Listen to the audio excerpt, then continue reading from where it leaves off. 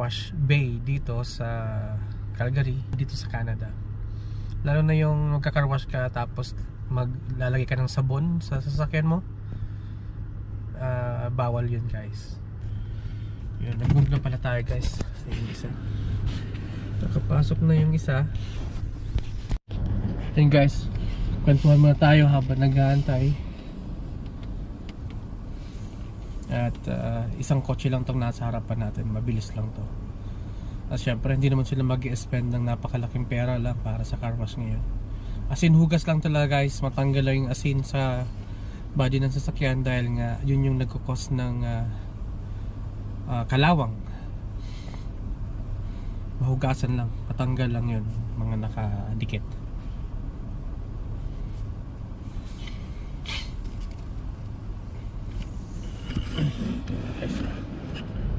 Kapa siya.